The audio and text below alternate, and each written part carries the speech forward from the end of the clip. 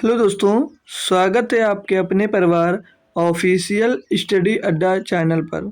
हम लोग दोस्त आरआरबी एनटीपीसी के लिए दोस्त एक एक्सप्रेस सीरीज चलाए थे, जिसमें दोस्त हम लोग मैथ्स पढ़ते हैं और एक जीएस की भी क्लास होती है दोस्त। ठीक है। और मैथ्स जो पढ़ते हैं हम लोग, वो मैथ दोस्त चैप्टर वाइज और प्रैक्टिस सेट भी दोस्त हम सॉल्व करते हैं। तो सप्ताह में 3 दिन हम दोस्त प्रैक्टिस सेट सॉल्व करते हैं और 3 दिन करते हैं चैप्टर वाइज। और आज हमारा जो चैप्टर वाइज होता है और जो प्रैक्टिस सेट होता है, तो प्रैक्टिस सेट होता है हमारा जो वो होता है मंडे, ट्यूसडे और वेडनेसडे। और जो चैप्टर वाइज चलता है वो थर्सडे, फ्राइडे और सैटरडे। इन 3 दिन दोस्तों चैप्टर वाइज चलता है और 3 दिन आपका प्रैक्टिस सेट चलता है। तो अगर आप लोगों का दोस्त बेसिक क्लियर है, चैप्टर वाइज पढ़ चुके हो, तो आप प्रैक्टिस सेट ज्वाइन कर सकते हो। और अगर अभी तक आपने जो चैप्टर वाइज नहीं पढ़ा है, तो एक बार चैप्टर वाइज भी आप लोग हमारे साथ जुड़ें और पढ़ते जाएं। और अगर आप लोग मतलब पढ़ना चाह रहे हैं, चैप्टर वाइज देखना चाह रहे हैं, तो प्लेलिस्ट उसकी बनी हुई है कि RRB NTPC maths chapter wise, और प्रैक्टिस सेट की भी प्लेलिस्ट बनी हुई है कि RRB NTPC maths practice set. तो जो करना हो कर सकते हो, आप देख सकते हो, प्रैक्टिस सेट को देख लीजिए और चैप्टर वाइज भी देख लीजिए कि मेरी किस तरह से जो चलती है। फिर आपको जो समझ में आएगा कि क्या क्या दोस्तों को आपके एग्जाम्स में पूछा जा सकता है। तो उनकी दोस्त प्लेलिस्ट भी आपको यहीं पर दे दी जाएगी, आपको डिस्क्रिप्शन में। तो वहाँ से आप लोग मेरी प्लेलिस्ट भी में जाकर दोस्त डायरेक्ट देख सकते हो। ठीक है। और जो बच्चा जुड़ चुका वो एक बार शेयर कर देगा भाई। और जो टेलीग्राम चैनल से भी जुड़ना चाहे तो जुड़ सकता है, उसकी लिंक आपको डिस्क्रिप्शन में दोस्त दे दी जाएगी।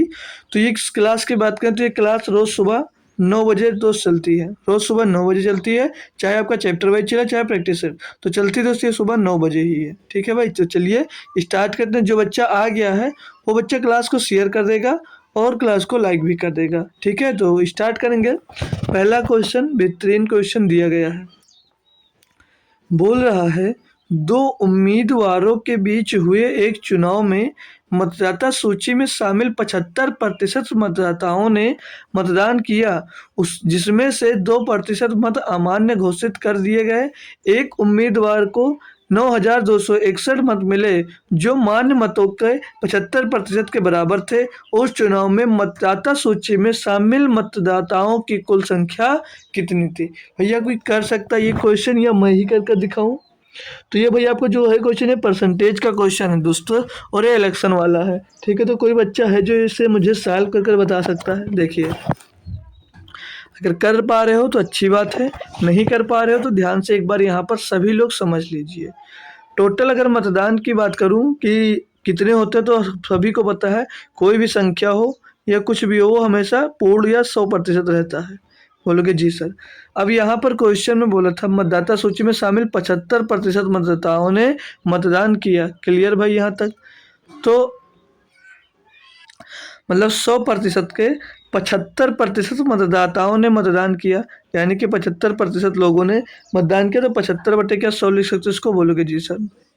मतलब 100% से 75% लोगों ने मतदान किया, और बोला जिसमें से 2% मत अमान्य घोषित हो गए। मतलब कि 75% का 2% मत अमान्य हो गए, यानी 75% टोटल हो गया था। तो अब उसका 98% बचा। जी सर।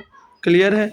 आगे दिया है एक उम्मीदवार को 9261 मत मिले, जो मान्य मतों के 75% के बराबर था। अभी आपके जो मान्य मत हो गए, इसके 75% के बराबर कितना दिया भैया? इसके 75% के बराबर दिया 9261 मत। मतलब इसका 75% कितना है? इसका 75% में पूछो कितना है, तो आप बताओगे सर जी 9,261। 9,261 है। ये भाई आपकी इक्वेशन बन गई। अब इसको सॉल्व करोगे और आपका आंसर यहाँ से मिल जाएगा। मेन आपका होता है दोस्त कि उसका जो कह रहा है वो यहाँ पर जैसा वो कहता जा रहा है वैसा आपको लिखना। मेन मतलब ये होता है। सॉल्व करना स्टार्ट करेंगे तो 25 तियाँ 75 और 25 चौके 100 कट जाएगा। 25 तियाँ 75, 25 चौके 100 कट जाएगा भैया। और अगर हम लोग काटेंगे इसको तो 3 से इसको काट लेंगे। 3 त्रिका 9, 3 अठे 24, 3 सते। लेकिन एक काम करना भाई, यहाँ पर 0 आएगा। क्यों? क्योंकि 3 त्रिका 9 बचेगा 2, 2 कटेगा नहीं, तब 0 बढ़ाओगे नीचे 6 आएगा, अब कटेगा 3 × 24 और बचेगा 2 हज़ार 21, तो 3 7 21। अभी किससे कर सकता है? तो अब ये 14 से क्या कर सकता है? 14 से नहीं, 7 से काट कर देख लेते हैं। 7 से काटें, 7 का नाम 7, 7 चौक 28।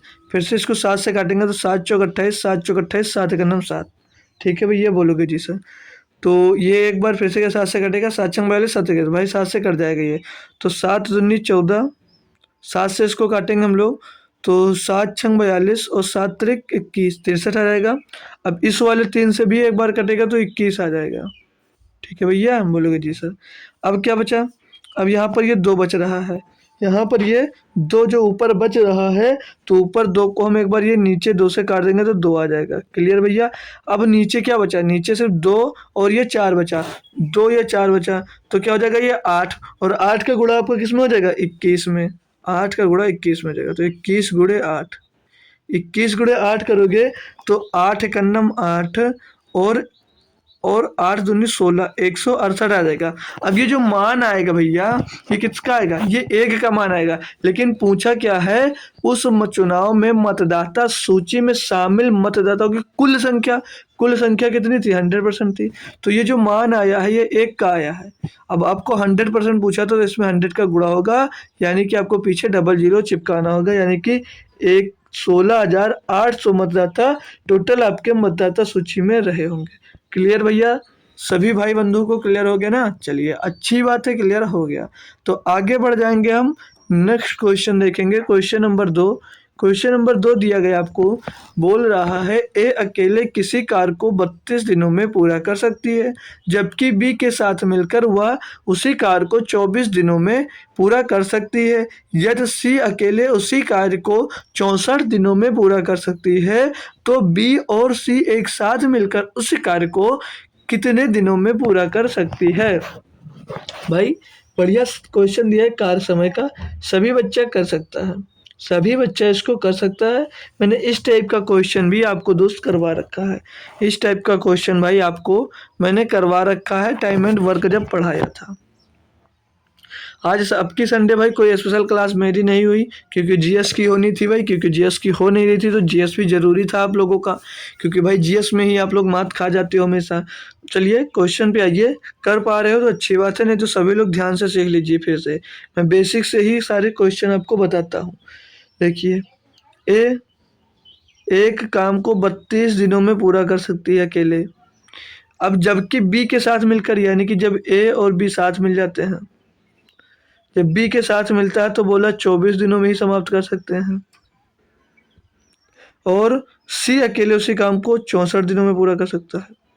सी जो है उसे अकेले 64 दिनों में पूरा कर सकती है, सकता नहीं है। अब आपको मेन मतलब है भैया 32 और 24 और 64 का एलसीएम पता होना चाहिए। तो एलसीएम इससे भी पढ़ा रखा है, ठीक है। तो एलसीएम मैंने क्या बोला, इसमें से बड़ा सा बड़ा नंबर कॉमन ले लो। तो आप लोग अगर बड़ा सा बड़ा नंबर 8 इसमें कॉमन दिख रहा है तो 8 कॉमन लेगो, तो 8 चौक 32, 8 3 24, 8 3 64। अब भैया पहले आपको 4 3 8 का एलसीएम लेना है। तो 4 और 8 का एलसीएम 4 होता है, और 8 और 3 का एलसीएम 24 होता है। तो 24 का गुणा आपको 8 में करना है। तो 24 अट्ठे होता है कितना? तो भैया 192। 24 अट्ठे कितना होता है? तो 192 होता है। क्लियर भैया? तो इनका एलसीएम क्या हो जाएगा? तो बताओगे सर जी, इनका एलसीएम हो जाएगा 192। इनका एलसीएम हो जाएगा 192। ठीक है भैया, यहाँ तक कोई दिक्कत नहीं? बोलोगे जी सर जी नहीं। अब एक दिन में कितना काम करेगा? तो एक दिन में 32 से इसको भाग करोगे तो 3 छक्का 180, 2 छंग 12, यानी कि ये 6 काम करेगा। और दोनों जब मिलते हैं तो एक दिन में कितना काम करते हैं? 24 अट्ठे 192। ये एक दिन में 8 काम करते हैं भैया। क्लियर। सी 64 तिया हो गई है, 64 तिया 192। भैया एक दिन में 6 काम, बी और ए और बी मिलते तो 8 काम, और एक दिन में 3 काम। अब भैया एक दिन की इनकी एफिशिएंसी निकाल लें हम लोग। अगर एक दिन की एफिशिएंसी निकाल लें इनकी, ए बी सी, तो एक दिन में 6 काम करता है। ठीक है भैया, ए बी मिलकर अगर 8 काम करते हैं, ए अगर 6 काम करता है तो बी कितना करता होगा? तो बताओ कि 2 काम करता है। और सी एक दिन में 3 काम करता है। बोला बी और सी साथ मिलकर, भैया बी ये मिलेंगे, बी मिल जाते हैं, और सी मिल जाते हैं। तो 3 2 5 काम होगा एक दिन में, बिल्कुल सही बात है भैया, एक दिन में 5 काम होगा। टोटल काम आपके कितने हैं 192, 192 काम है। 5 से इसको डिवाइड कर देंगे तो 5 3 15 बचेगा, 4 हो जाएगा 42, 5 चौ 8 40 भैया, बचेगा 2/5। तो 38 सही 2/5 दिनों में भैया ये काम आपका पूरा हो पाएगा। टोटल काम आपका ये 2 लोग मिलकर 38 सही 2/5 दिनों में भैया पूरा कर देंगे। क्या समझ में आया? क्या आपको समझ में आया? बोलोगे जी सर जी समझ में आया। आगे आ जाएंगे भाई। एक क्वेश्चन दिया गया फिर से, बोल रहा है किसी छात्र ने एक संख्या को 5/3 के बजाय 3/5 से गुणा करके कर दिया है, तो गणना में कितने प्रतिशत की त्रुटि हुई? भाई यहाँ पे करेक्ट करना है, मतलब एरर प्रतिशत ज्ञात करना है। एरर प्रतिशत ज्ञात करना है कि कितने प्रतिशत की त्रुटि कर दी है। तो एक बात याद क्या रखोगे आप लोग, ओरिजिनल, ये लिख रहा हूँ भाई, ये आप लोग लिख लीजिएगा। Original minus solve, original minus solve.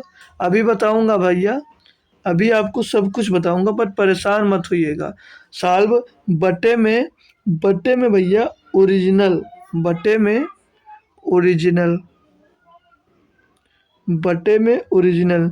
Spelling पूरी लिखता हूँ भाई, मिस्टेक हो तो एडजस्ट कर लेना, ठीक है। ओरिजिनल। अब आपको भैया संख्या कैसे पता होगी कि ओरिजिनल कौन सी संख्या है और सॉल्व क्या होगा और ओरिजिनल कैसे होगा? तो एरर प्रतिशत ऐसे निकलेगा, ये जो लिखा हमने ये एरर प्रतिशत एरर जितना होगा इस फार्मूले से आप लोग निकालोगे, ठीक है भाई। तो आइए, आपको जो दी गई संख्या है वो है 5/3, ठीक है भैया जी सर। और दूसरी एक संख्या है 3/5। जो आपने 5/3 लिखा है वो संख्या दोस्त सही है, और इसमें गलत संख्या क्या है, तो 5/3 के बजाय आपने लिख दिया 3/5। तो अब मैं आपसे बताऊंगा, एक संख्या आप लोग मान लीजिए, तो एक संख्या क्या मानोगे, ऐसी संख्या मान लीजिए जो इन दोनों का मल्टीपल हो। तो इन दोनों का मल्टीपल संख्या हो जाती है 15, या एलसीएम में मान लीजिए 15। अब यहाँ से आप लोग अगर निकालोगे भैया ओरिजिनल संख्या क्या होगी, तो ओरिजिनल संख्या मैंने आपसे बताया है कि ओरिजिनल संख्या 5/3, ओरिजिनल संख्या 5/3 है। तो 5/3 का इसमें जब गुणा करोगे 3/15 और 5 का गुणा 5 में हो जाएगा 25। जो ये 25 यहाँ से मिलेगा ये आपका ओरिजिनल हो जाएगा। 25 जो मिलेगा ये आपका ओरिजिनल संख्या मिल जाएगी। यही तो है ना भैया, यही तो है ना। इस यही तो गलत है ना भाई। क्यों? क्योंकि 5/3 के बजाय 3/5 लिखा है, तो 25 संख्या होगी वो ओरिजिनल होगी। और अगर यहीं पर हम दोस्तों गलत की बात कर लें, तो गलत कितनी है भैया, रॉन्ग नंबर कितना लिया है, तो रॉन्ग नंबर लिया, मिस्टेक नंबर कितना लिया है, तो 3/5 लिया है। तो 3/5 का गुणा करेंगे इसमें, तो 15 और 3 3 9, यानी कि जो 9 नंबर लिया वो मिस्टेक से ले लिया है। किससे? मिस्टेक ले लिया भैया। क्लियर भैया? यहाँ पर बोलोगे जी सर जी क्लियर हो गया, यहाँ तक कोई दिक्कत नहीं? बिल्कुल नहीं। अब भैया ओरिजिनल नंबर कितना है 25, ओरिजिनल नंबर आपका कितना है 25। सॉल्व मतलब मिस्टेक नंबर कितना भैया, जो लिखे हो पेपर में सॉल्व किए हो कितना किए हो, तो बोलोगे 9, माइनस का 9 बट्टे में ओरिजिनल नंबर कितना है 25, 25 ओरिजिनल नंबर हो जाएगा। और यहाँ भैया ये प्रतिशत निकाले हो ना, तो यहाँ पर प्रतिशत में 100 का गुणा भी होगा ना, प्रतिशत निकाल ले हो तो यहाँ पर 100 का गुणा होगा, यानी कि यहाँ पर भी अब 100 का गुणा। अब इसको सॉल्व करते अगर हम लोग भाई, तो कैसे होगा, ये 25 इसको काट दीजिए 4 आ जाएगा, और यहाँ पर बचाओगे 25 से 9 जाएगा तो 16 बचेगा, 16 गुणे 4 हो जाएगा, 16 गुणे 4 यानी कि 64% का आपने दोस्त क्या किया था, एरर कर दिया था। क्या कर दिया था? त्रुटि कर दिया था। ऑप्शन नंबर सी आपका सही जवाब हो जाएगा, यानी कि 64% लोग आप लोगों ने दोस्त वहाँ पर गलत वैल्यू निकाली थी। भैया कोई परेशानी है यहाँ पर आपको, तो बोलोगे सर जी कोई दिक्कत हमको यहाँ पर नहीं है। अब आ जाइए आप लोग अगले क्वेश्चन नंबर 4 में दिया, यदि दो संख्याओं का अनुपात 3:4 है तो उनका माशापा एचसीएफ 4 है उनका एलसीएम मतलब लासापा ज्ञात कीजिए। भैया इसके लिए मैंने आपको एक ट्रिक बताई थी, वो जब एलसीएम इसे पढ़ाया था तो क्या पढ़ाया था कि एलसीएम इज इक्वल टू क्या होता है, एलसीएम इज इक्वल टू क्या होता है, एचसीएफ गुणे में दोनों संख्या का रेशियो अनुपात ए गुणे बी। ये भैया आपको पढ़ाया था।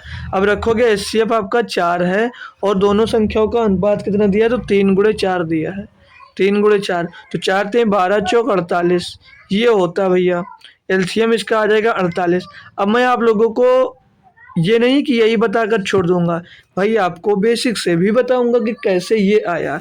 तो आप लोगों ने एलसीएम एचसीएफ में एक फार्मूला पढ़ा होगा, इंपॉर्टेंट फार्मूला होता है जो first number into second number बराबर में होता है दोस्त एलसीएम गुणे एचसीएफ, बराबर में होता है एलसीएम एलसीएम गुणे एचसीएफ, एलसीएम गुणे एचसीएफ होता है। बोलोगे जी सर जी ये आपने हमको पढ़ाया है, ये हमने पढ़ा भैया। तो ये फार्मूला था। अब मैंने आपको एक बात जब पढ़ी थी तो ये बात आपको बताई थी, जो फर्स्ट नंबर और सेकंड नंबर होता है, क्या इसमें आपका एचसीएफ नंबर पाया जाता है?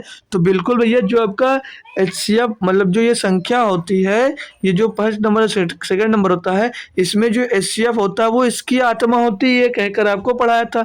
मतलब पहले नंबर के साथ में भी एचसीएफ आपका मिलेगा और दूसरे नंबर में भी आपको एचसीएफ मिलेगा, दूसरे नंबर में भी आपको एचसीएफ मिलेगा। बोलोगे जी सर जी। और एलसीएम के साथ में भी एचसीएफ आ रहा है, एलसीएम के साथ में भी आपका एचसीएफ आ रहा है। बोलोगे जी सर जी आ रहा है। तो अब मैंने बोला यहाँ से एचसीएफ से एक एचसीएफ कट जाएगा तो क्या बचेगा, क्या बचेगा यहाँ पर एलसीएम इज इक्वल टू क्या बच जाएगा आपका, तो क्या बच जाता है HCF into first number into second number और बट्टे में आ जाता है आपका एलसीएम। ये हमने दोस्त पढ़ा था। क्लियर भैया, क्लियर ना भाई? बोलोगे जी सर जी ये हमने पढ़ा था। बट्टे में नहीं आएगा भाई, बट्टे में भी आ सकता है और बराबर में एलसीएम होगा, ये बराबर में एलसीएम बचेगा। ठीक है, यहाँ से आप लोग एलसीएम ये निकाले। एक क्वेश्चन और आता है भाई, एक क्वेश्चन आपसे और पूछा जा रहा है, उसके बारे में भी सीख लेंगे। उसमें पूछा जाता है, कोई रेशियो में संख्या दे दी जाती है और पूछ लिया जाता है इन संख्याओं के व्युत्क्रम का। जैसे कि आपसे दो संख्याओं के व्युत्क्रम का योग पूछ ले तो कैसे निकालोगे? मतलब कोई नंबर दिया जाए तो उसका पूछ लिया जाए व्युत्क्रम का योग कैसे निकालोगे? तो क्या करोगे आप लोग भाई? तो करना क्या रहता है आपको, जैसे मान लीजिए हमारी फर्स्ट नंबर है तो पहली संख्या, जैसे ये मान लीजिए हमने पहली संख्या और दूसरी संख्या मान ली, इनका योग पूछा जा रहा है, इनके व्युत्क्रम का योग पूछा जा रहा है, कैसे निकालोगे? तो 1/, जैसे कर व्युत्क्रम का मतलब उल्टा का, तो 1/, फर्स्ट नंबर प्लस प्लस में 1/, सेकेंड नंबर प्लस में 1/, सेकेंड नंबर हो जाएगा। बोलोगे जी सर जी ऐसा हो सकता है? हो नहीं सकता भाई, होगा। अब तो कैसे करोगे इनका? अब पूछा जाए इनका दो संख्याओं का योग क्या होगा तो कैसे निकालोगे? अब इनका मान लीजिए अगर क्रॉस मल्टीप्लाई करते हो तो ऊपर क्या मिलेगा, first number into second number और बटे में मिल जाएगा first number into second number, ये मिल जाएगा। ठीक है, बोलोगे जी सर जी। तो फर्स्ट नंबर इंटू मतलब first number into second number का जब आपको दो संख्याएं दी गई होंगी तो उनका सम बटे बटे में एलसीएम गुणे एचसीएफ आपको दिया होगा कि मतलब ये संख्या दे देगी 3:4 संख्या दी गई है, इनका दोस्त और एलसीएम इससे भी दिया होगा कि इन संख्याओं का एलसीएम और एचसीएफ इतना है, तो इन संख्याओं का व्युत्क्रम का योग निकालिए। तो वहां से ऐसे दोस्त इन सभी संख्याओं का व्युत्क्रम का योग इस फार्मूले से आप लोग दोस्तों निकाल पाओगे मतलब। ठीक है भाई, तो यहाँ तक कोई दिक्कत नहीं किसी बच्चे को? बोलोगे जी सर जी नहीं है। ठीक है, तो यहाँ से आपका क्या क्लियर हुआ भाई? यहाँ से फार्मूला क्लियर हो भैया। जो संख्या रेशियो में दी गई है उनका एचसीएफ दिया गया है तो आप लोग एलसीएम निकाल सकते हो, अच्छी बात है।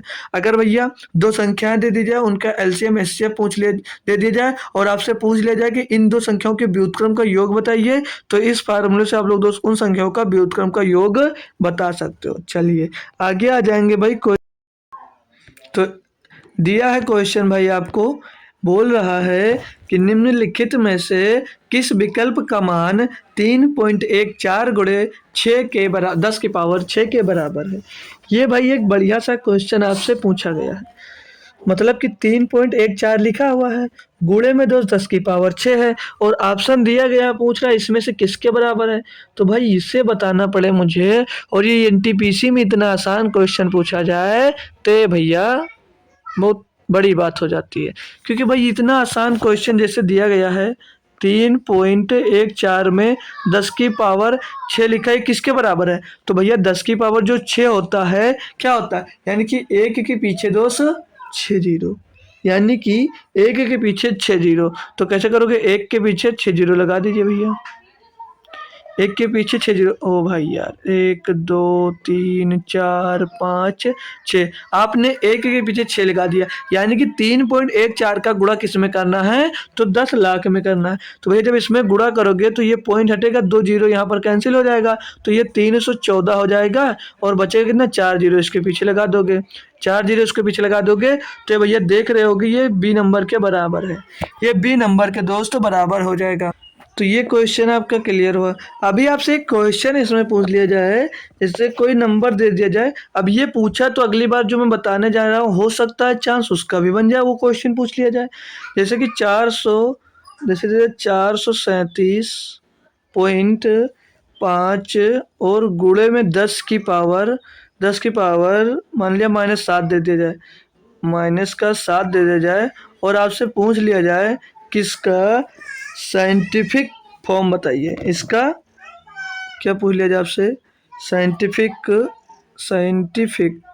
यस सी, ओ भाई SCIENTFIC,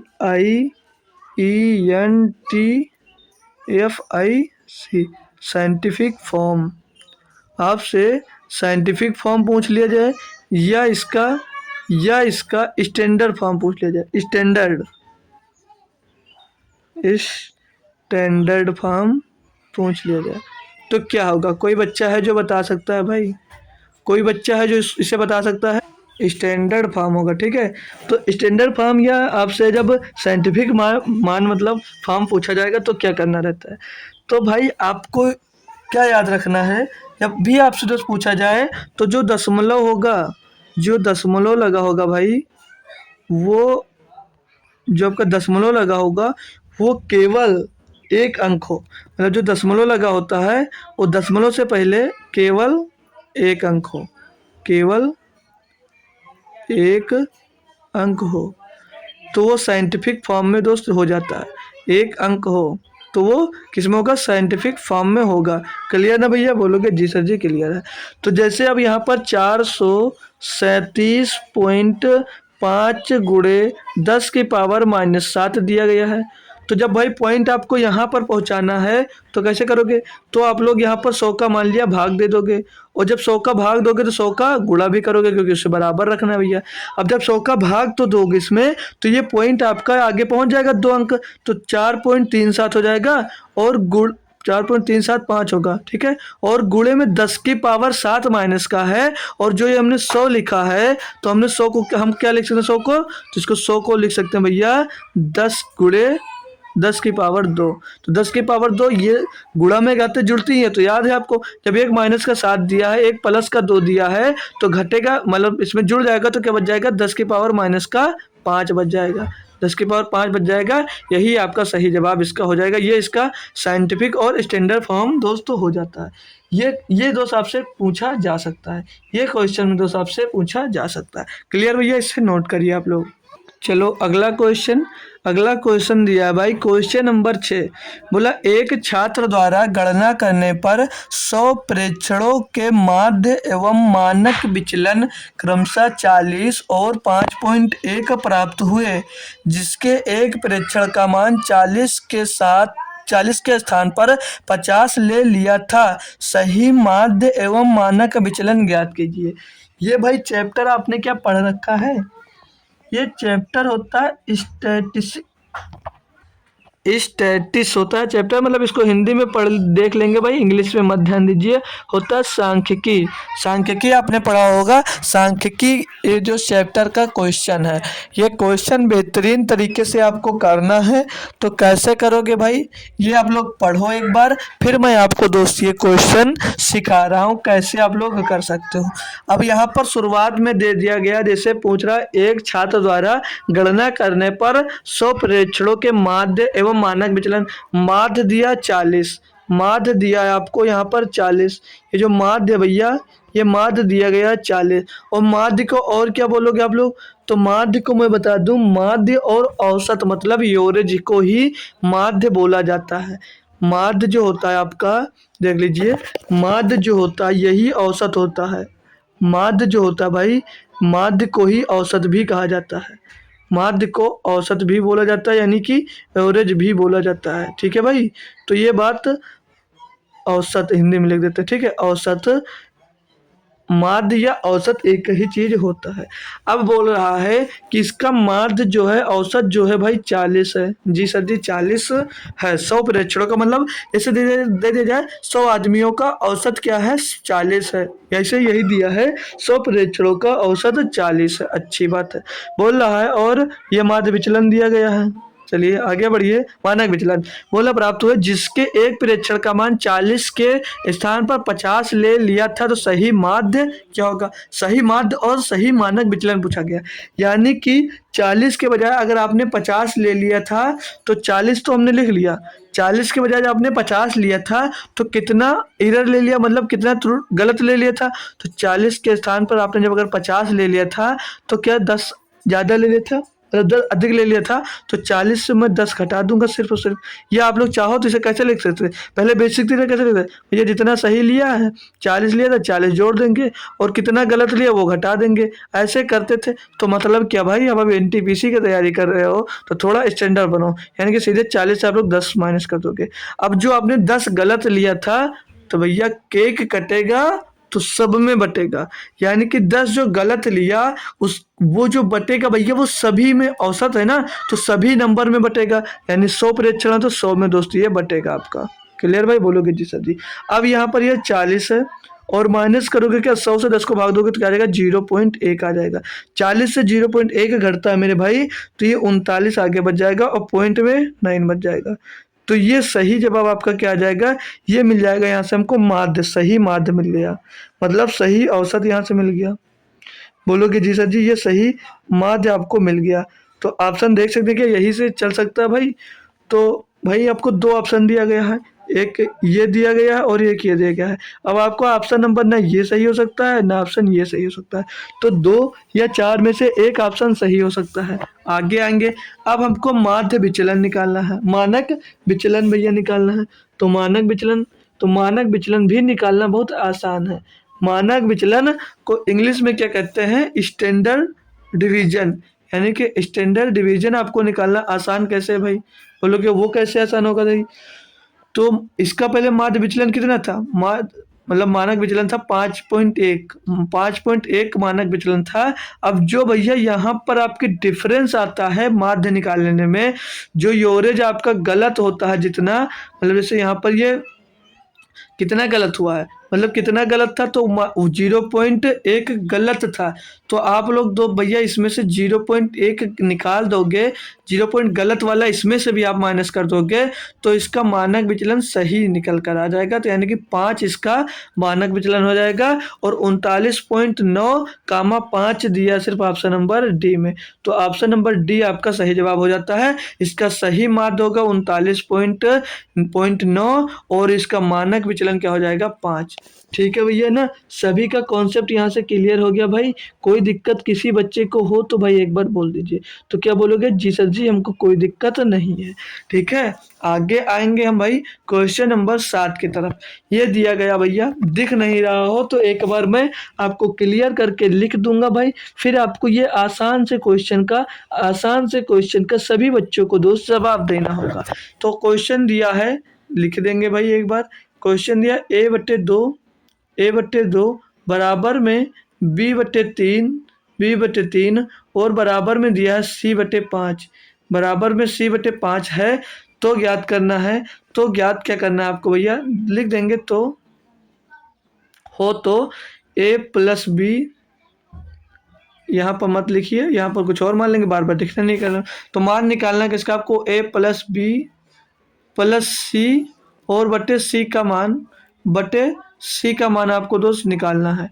तो भाई अब आपको सॉल्व करने के लिए मैं बताऊं, तो भैया जो a/2, b/3 और c/5 दिया है, तो मैं बोल दूंगा इन सब के बराबर एक आप लोग k मान लीजिए, इन सब के बराबर आप लोग k यानी कि कांस्टेंट मान लीजिए। तो बोलोगे जी सर जी मैं मान सकता हूँ। तो जब आप लोग a/2 बराबर k मान लिया तो क्या मिल जाएगा, a/2 बराबर k होगा, यानी कि a बराबर 2k हो जाएगा।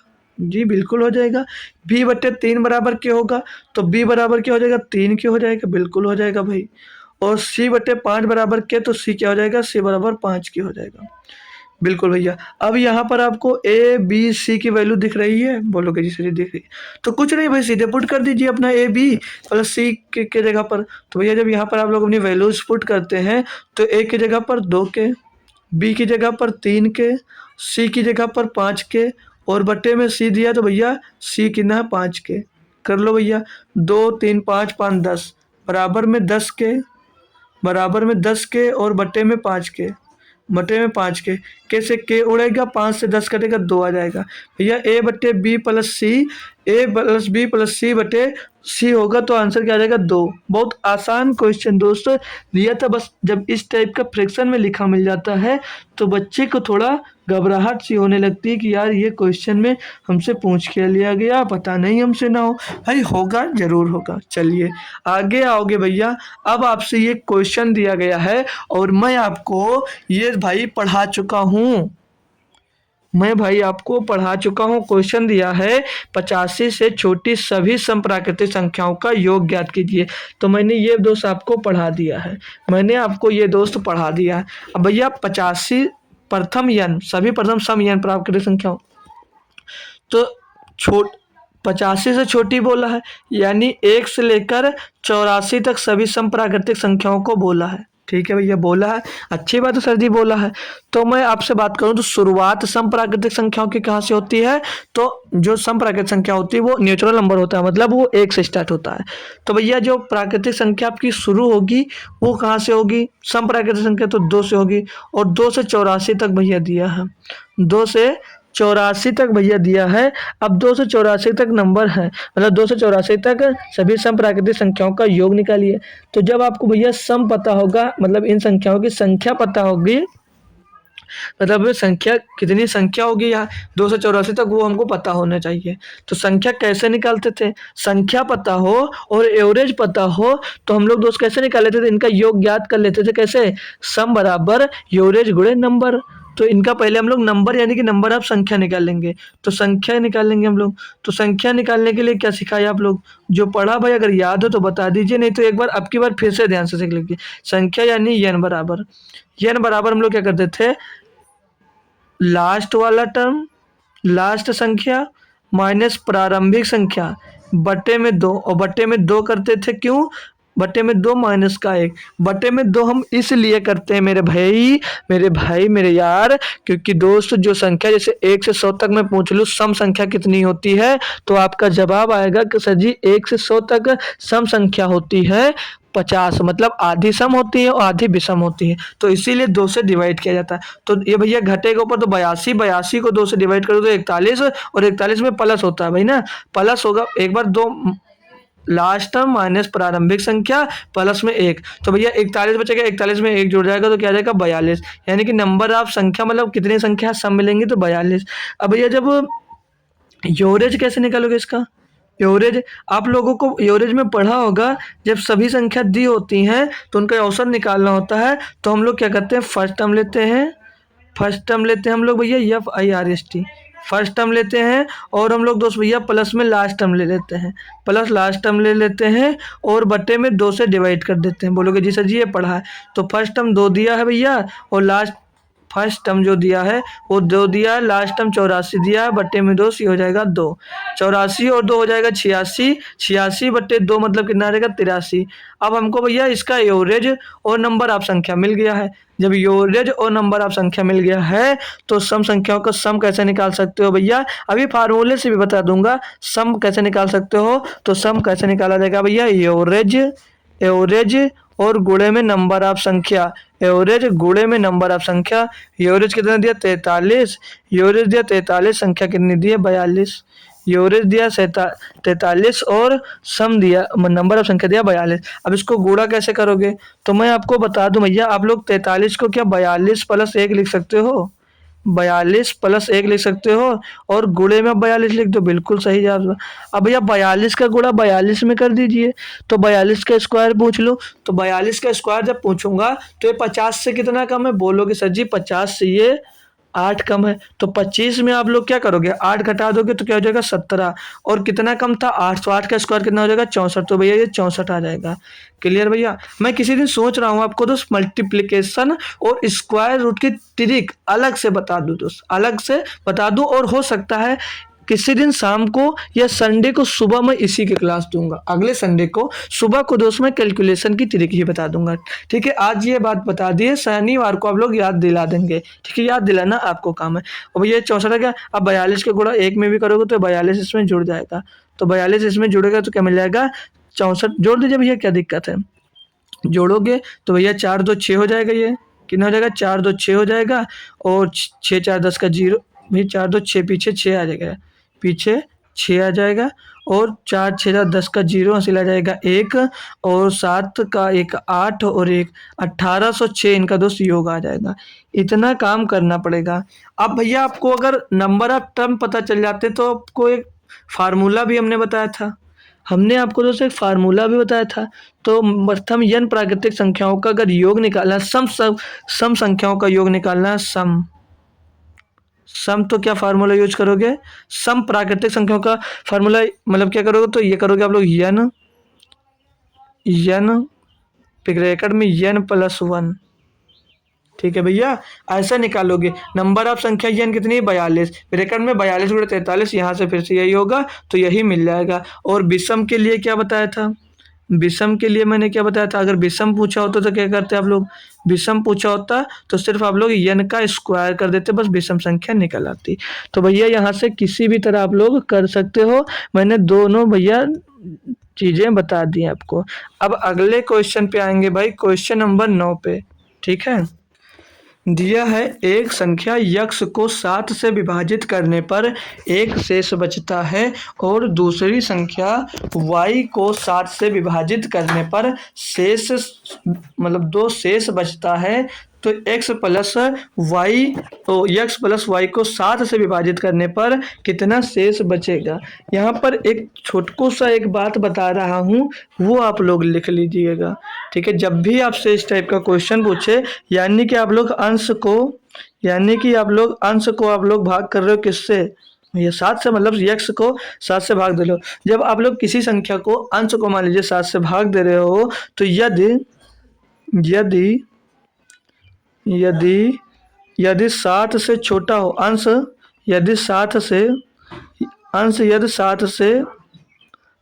छोटा हो अंश, यदि 7 से छोटा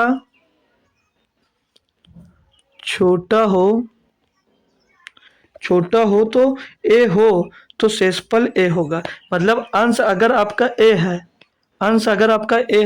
मान लीजिए a को आप लोग 7 से भाग दे रहे हो, तो यदि 7 से छोटा है अंश, मतलब यदि 7 से छोटा है तो जो शेषफल होगा, छोटा हो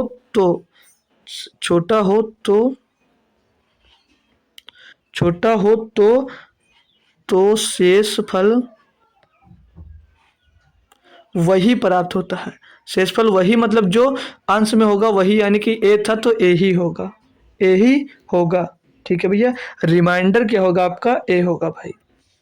जैसे कि अब यहाँ पर दिया गया है कि x को 7 से विभाजित करने पर शेष 1 बचता है, यानी अगर x को आप लोग 7 से विभाजित करते हो तो आपको शेष क्या बचना चाहिए, रिमाइंडर क्या बचना चाहिए, रिमाइंडर बचना चाहिए x।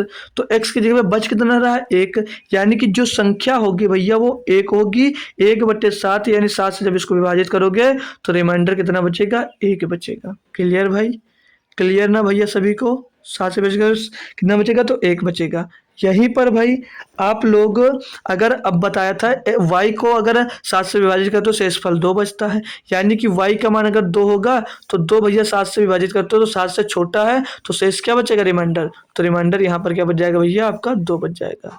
तो अब x प्लस वाई पूछा है, तो x प्लस वाई को अगर 7 से भाग दोगे, x प्लस 7 को y से भाग दोगे तो भैया क्या मिल जाएगा, x प्लस वाई, यानी कि 2 1 3, 3/7, यानी कि भैया फिर से 7 से छोटा तो शेषफल वही होगा, तो शेषफल कितना आ जाएगा 3। शेषफल कितना मिल जाएगा 3। भैया क्या कोई दिक्कत, किसी बच्चे को क्या कोई दिक्कत यहाँ पे नहीं, भाई कोई दिक्कत नहीं होनी चाहिए। अगर आपको यहाँ से दे दिया जाए मेरे भाई कि आप इसे छोटी संख्या आप लोग क्या मान सकते हो, छोटी संख्या आप लोग जैसे ए का मान, जैसे हमने यहाँ पर ए माना था, तो ए का मान हो सकता है कैन बी 1 2 3 4 5 6 तक। 6 तक आप इसमें से कोई भी मान भैया ले सकते थे, बट लेकिन आपको शेष जो बचना था वो देखना था। अभी आपके मन में ख्याल आए कि 7 को अगर हम 8 भैया 8 संख्या है, 8 को अगर हम लोग तो सर जी 7 से भाग देते हैं तो भी एक शेषफल बचता है। बिल्कुल भाई एक शेषफल बचता है। और अगर मान लीजिए अभी 9 है भैया, आगे संख्या में अंदाजा करते हो, अपने मन से करते हो, तो 9 को भी आप लोग 7 से भाग दोगे तो भी शेषफल 2 आएगा।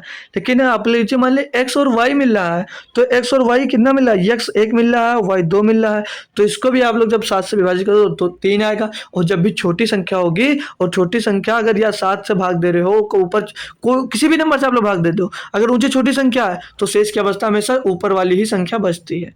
ठीक है भाई, तो ये बात आपको याद रखने की जरूरत थी, जो बहुत इंपॉर्टेंट हो जाती है, ये आपकी रिमाइंडर थ्योरम में काफी काम आती भी है। चलिए आगे आइए भैया, क्वेश्चन नंबर 10 दिया है और ये लास्ट क्वेश्चन हो जाएगा आपका।